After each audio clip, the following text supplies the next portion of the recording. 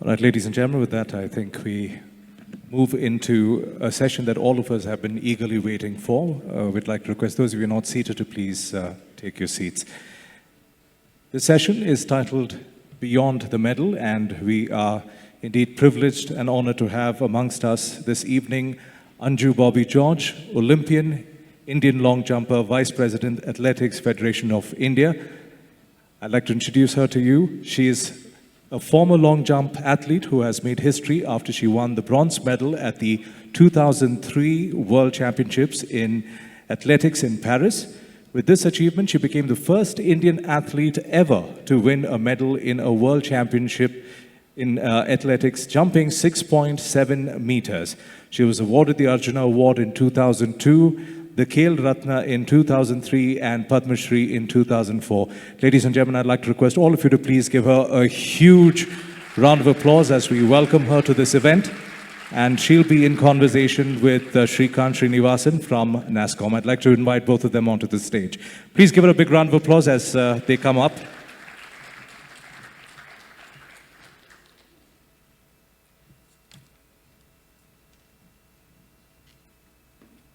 Over to you, Srikanth.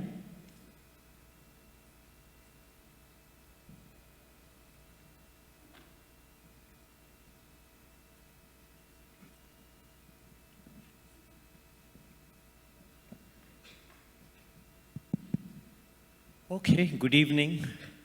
And again, on behalf of NASSCOM, thank you very much for being here today, and thank you for doing the session for us.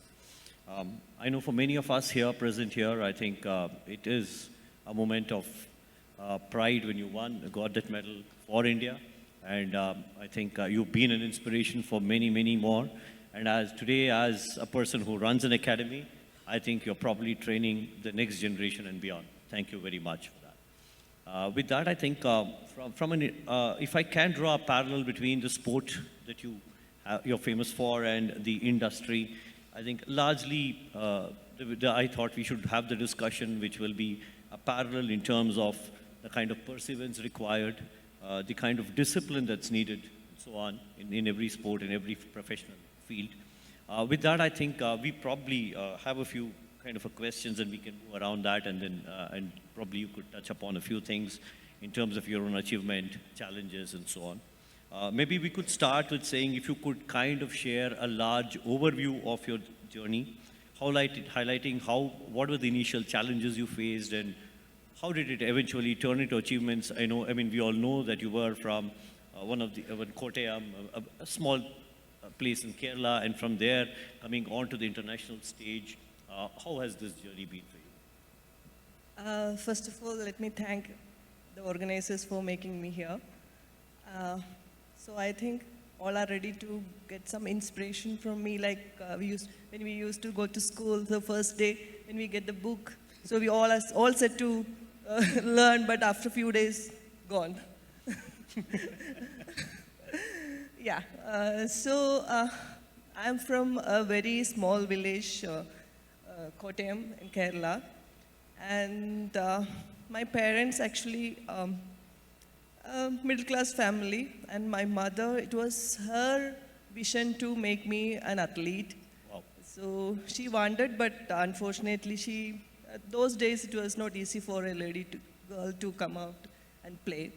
But she wanted me to do something, and I was an extraordinary kid. I was playing with all the boys. I was beating, hitting, jumping all around, climbing the trees.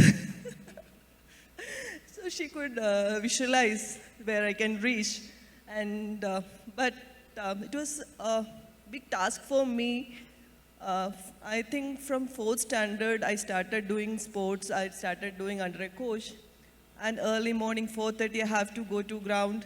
And from there, after training, go to school back. From again, go to ground from the school. So it was a hectic task. And I was thinking, why these parents are doing this? I think I'm doing some mischief. That's why they are doing. They are punishing me. But after few years, I realized this is my way and this is my job, actually. I can say that. It was a job, really, those days for me. But I slowly started enjoying this when after getting medal, my photos, it was coming in the newspapers and everybody, oh, are you Anju? Are you Anju? So it was, oh, something great. So I just started like that. And I reached up to the world stage. And I could bring India's first world championship medal. I'm really happy about that. Great. That's pretty inspiring. No, I think, I mean, again, maybe this is something that I will touch upon. As an athlete, I'm sure you've faced multiple setbacks. And I think for every sports person, injury is something that comes, right? I mean, it's a little more or a little less, but injury is something that is inescapable. And I think you had challenges with the ankle at some stage, and then you had some challenges otherwise. And then, of course, the one big discovery you did before one of the large events, which I will not tell, and maybe you should talk about it. And what was your immediate mental reaction to it, and how did you kind of take it before you entered the tournament? A sportsperson journey and career is not that easy. You all are watching TV.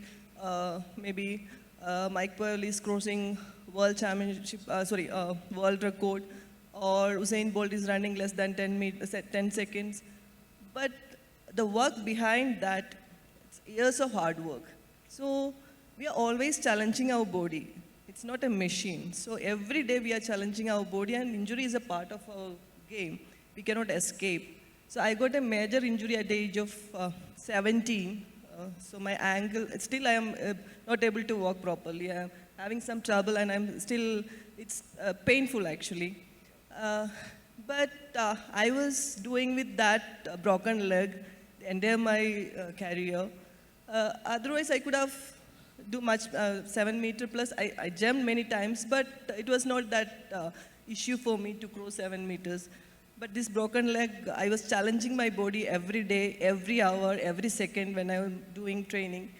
And yeah, that was my, even 2004 Olympics, I was not in a great shape actually, though I could clear my national record, 6.83 meters. That is still standing. But I missed 2 Olympics just because of my ankle injury, 2008 and 2000 Olympics. That is one thing, yeah, injury. Everyone, even Neeraj Chopra was having injury on his wrist, and he actually did a major surgery for that. And other than that, my issue, see, from outside I'm perfect looking, but inside there were some issues. I'm living with a single kidney, it's by birth. So doctors, what they are saying, I am the only one who reached up to the world stage with a single kidney in athletics. So this is because see, when we do training, recovery is playing a major role. But in my case, my recovery was very slow.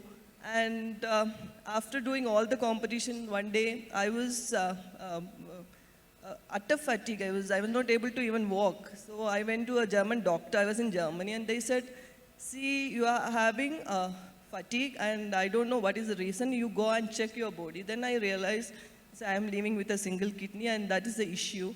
Then he said, okay, you don't need to just stop dreaming about sports, go back to India, take rest. And I was just about to go for the World Championships, just 20 days before the World Championships. And so it was a shocking news for me, because I was thinking I'm perfect because I'm doing sports and nothing will happen to me. I was thinking in that sense, suddenly it was something beyond my imagination, I can say. Then, but Bobby, my husband and coach, I don't know what magic he did. So after 20 days, I was there on the podium. So I was not even able to walk 20 days before, but after 20 days. Wonderful. In fact, I think you've kind of given cue to what I wanted to ask next. I said, see, for every success, for whatever you do, you need a teacher, you need a guru, you need a coach in sports, right? So I just wanted to ask, what was been the role of that coach in your own professional journey, and of course the success that you've met? During 90s and 2000s, see, for an Indian dreaming something about a world championship medal or beyond that, it was impossible actually. So he was the one who told me, see, I was an injured person. I actually took for me to 2 years actually took for me to walk back. I was limping almost 2 years. And from there to a world championship medalist, it was his effort. So what I want to tell, see, a coach actually is a guru, and we need to blindly believe what he is saying. So if you have even a percentage of like doubt on him, it won't work. The connection between a coach and an athlete, it's that sacred thing, I can say that. So everywhere in your life, somebody should be there, like even for a sports person or even for a normal person. So we need somebody who can guide us, and we need to just blindly believe them. But only the right things, not the wrong things. I mean. True. Great. That's good to hear.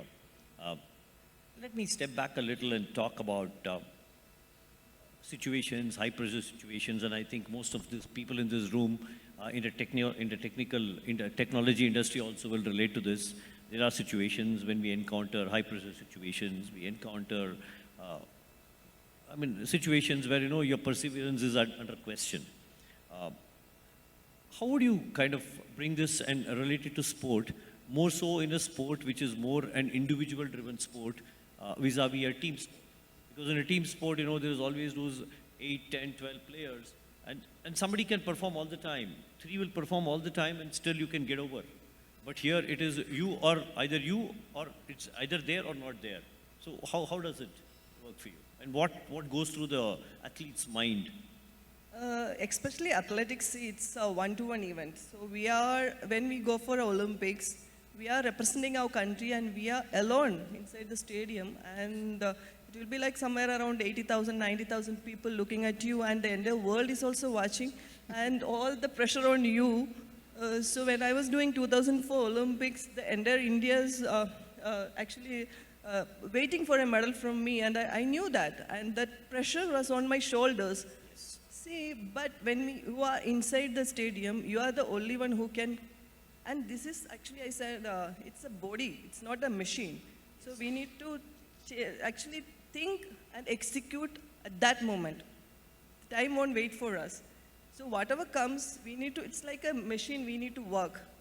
And sometimes every day it's not every day is not same for us. So we have, according to that, we need to, first we need to realize what your body is talking to you, and we need to execute the same right way. So it's a task actually.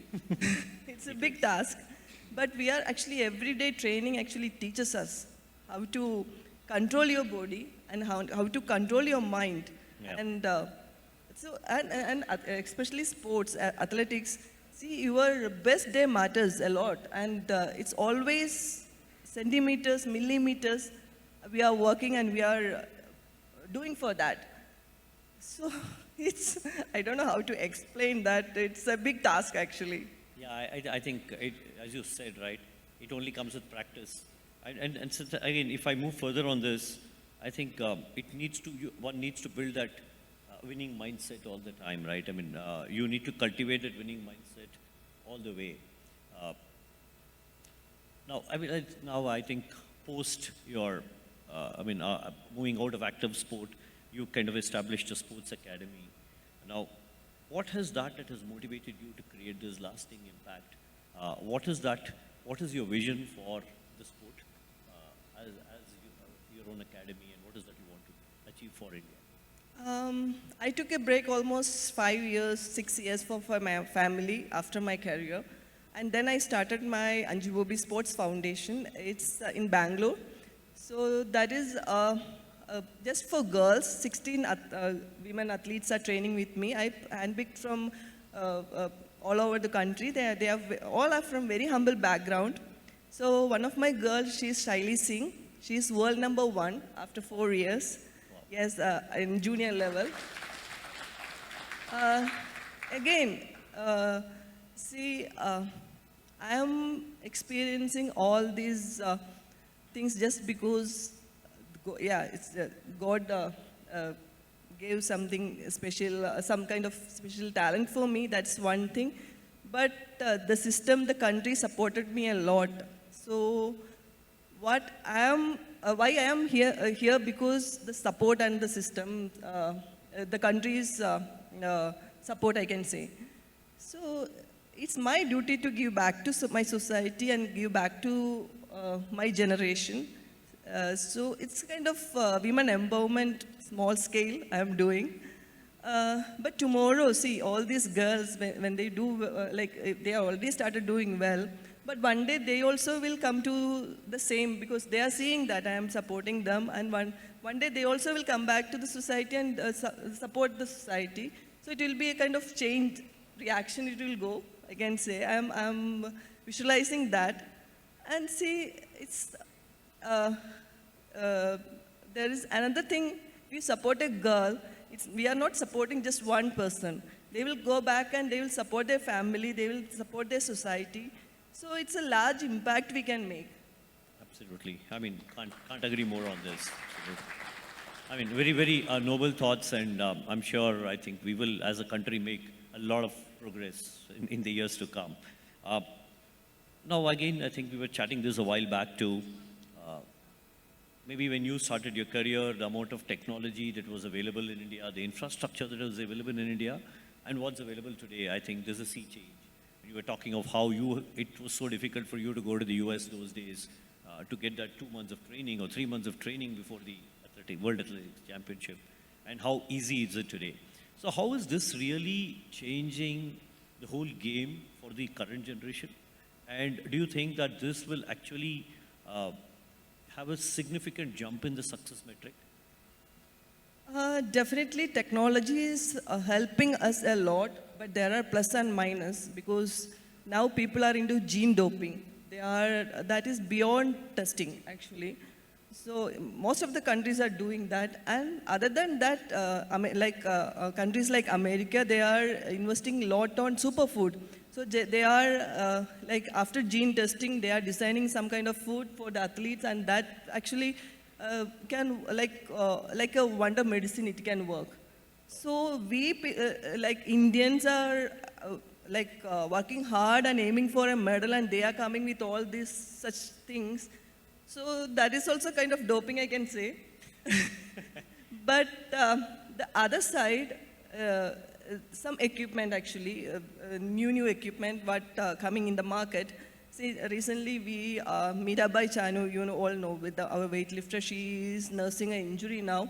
So she was asking for some equipment which can monitor all her movements, all her muscle recovery and everything. So that will actually help her to come out of the injury fast and avoid injury also. That can help. Yeah, that is one thing. And the changes in India, see, every field, not only in IT field, not only in sports, every field we are way ahead actually. And other countries are looking towards us, what is happening in India now. When I was an athlete, when I go and people used to ask, from which country? Yeah, I'm from India. India? In Africa? So that was the reaction from those people, but now they know. So that kind of changes are happening in India. And then 2003, I was all set to go to US for the training. And 2003, just before the World Championships.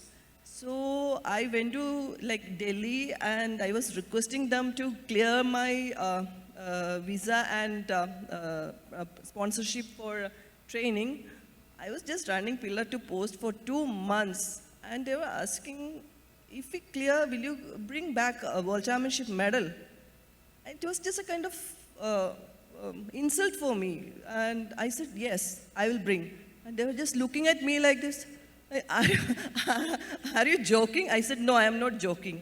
And somehow they cleared, and after 2 months, I came back with the medal, and they were just, again, the same staring at me. Is it true? But now, I am a Mission Olympic Cell member. So we are, every year, for every competition, we are planning well ahead. And we already started the planning for 2036 Olympics, and next Olympics, see, we are counting the medal, and we are targeting all the probables, and we are supporting. No need to just come to us, just a mail is enough. So they will get all the support. So that is the difference what India is having now, and that's the difference we can see. See, in Asian Games, we counted 100 medal, but we crossed 107. So that kind of change is happening in India. Great. No, that's very, very heartening to hear, in fact. I mean, and I think, and we're talking of the 107 that we got in the Asian Games, and the para games were another 100 plus, if I'm not wrong. So technically it was a 200 plus medals. Very true. Great. I mean, I think we've largely touched upon what we wanted to discuss, and I know we have a few minutes more. But before I open it up for the questions to the audience, I think probably I will request that I know many of us in the audience, they may have children who are growing up. Any message that you want to give to the next generation if they want to look at sports as a career? Not to the kids, actually. For the parents, I can tell, don't drag your kids towards you. Just allow them to fly, and they will definitely bring back something for you. See, always the parents, actually, engineers, IT parents want their kids come to IT, and the doctors want their kids to go to MBBS. And same, in sports field also, we want to bring our kids to sports. But don't do that. Just allow them. They are different creatures, and their talent is different. See, even my girls, I am always bringing her for training. But she is always telling me, Amma, I want to be an architect. I don't want to be a doctor or engineer or a sports person. Why are you dragging me to ground? I said, sports is a basic, because for a good, better future, not for any career. You do sports, and you pursue your career. So just allow them to fly. They will grow. Great. I mean, yeah, absolutely. I mean, I think all-round development does matter. I mean, I can recall this. There's a good old Latin saying, right? It's, if I recall it right, it's mens sana in corpore sano, which in English means a sound mind and a sound body. I think that's the well-rounded personality that sports gives. Thank you very much. I think very, very interesting discussion. I'm sure all of us enjoyed this. Before I would now probably, we have a few minutes, I mean, probably open it up for some questions from the audience. I would request you to raise your hand, ask for the mic, identify yourself and ask the question, please. If somebody can please pass on the mic to this gentleman here.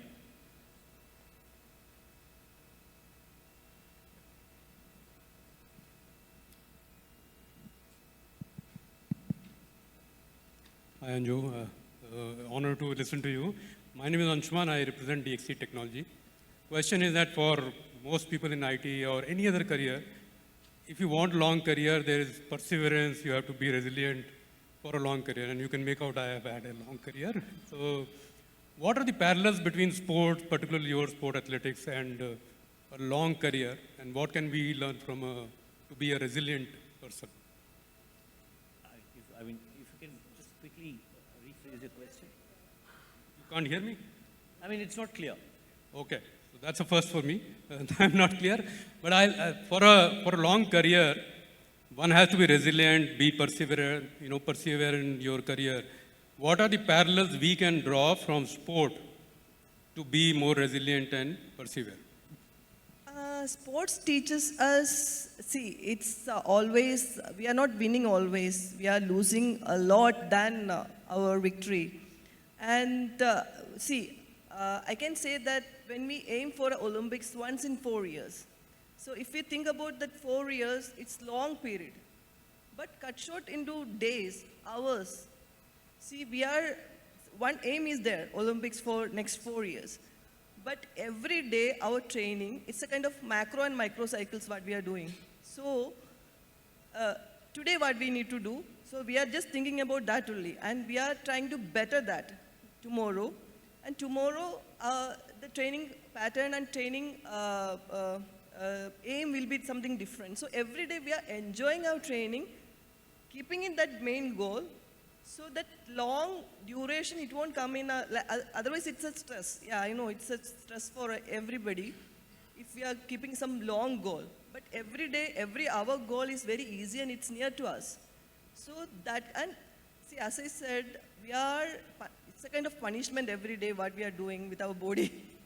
See, we are always trying to excel and we are trying to take the best out of our body, so it's a kind of punishment. So for you people also sitting long in front of the computer. So it's a kind of punishment. But just target your nearest goal. So that is the easy task what we can do. But keeping that main goal in our mind and enjoy every hour. Enjoy it. Even if it's a hard thing, just try to find some good things out of that and enjoy that. So every day is new, something new for us, and it's your life. Everybody have to work hard for our life. It's a life story. Everybody have to work hard. So we cannot. There is no escape from that. Enjoy. Absolutely. I mean, I think you actually touched upon this. You said this is not a machine. It's a human body. I mean, things will keep changing. Absolutely. I think the lady there, you had a question? Yes, please. Yeah, I think you're audible. Yes.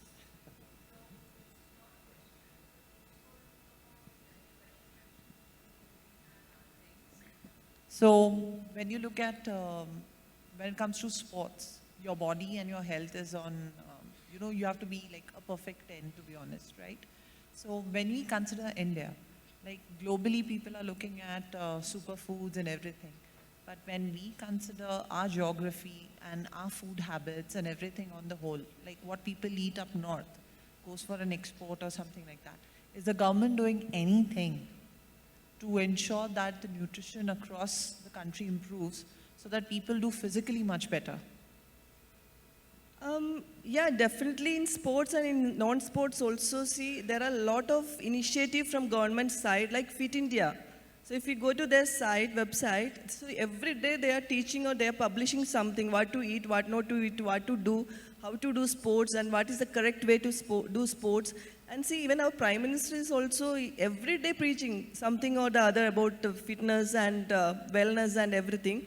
So it was not a culture in India, it was just a European culture just few years before, doing something with your body or doing some exercise or something. It was a European culture, so we are always trying to get something from Europe. I think this is the best thing what we learned from them.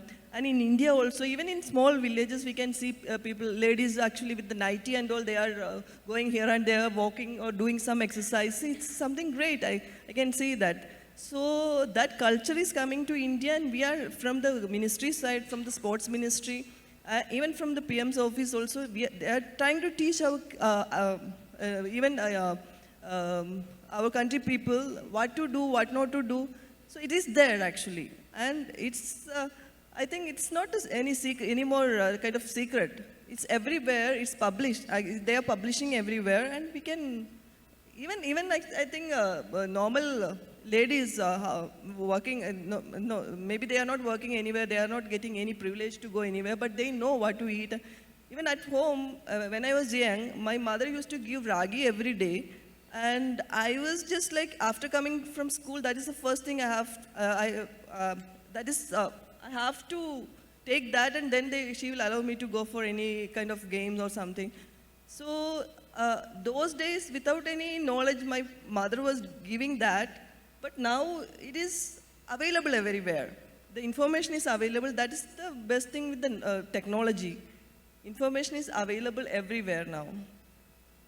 I mean, vocal for local food. That would be something. Yeah, that is the best thing. Actually, South Indians are actually, we are trying to eat chapatis and all those things, but the food what we have here, it's according to our gene, according to our climate, what designed for us is the best thing.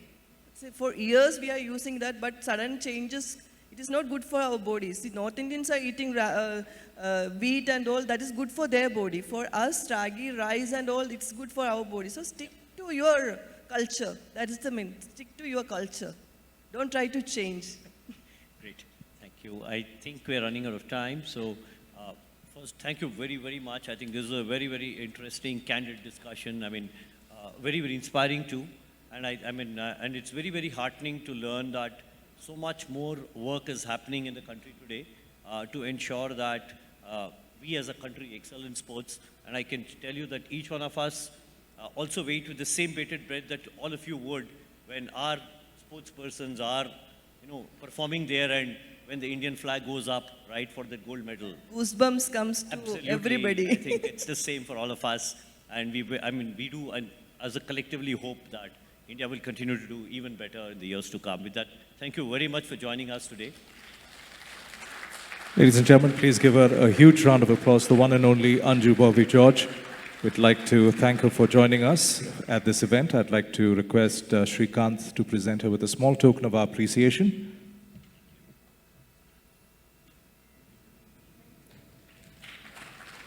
Anju, I'm sure I speak on behalf of everyone here. We're extremely proud of your achievements, and we continue to wish you the very best.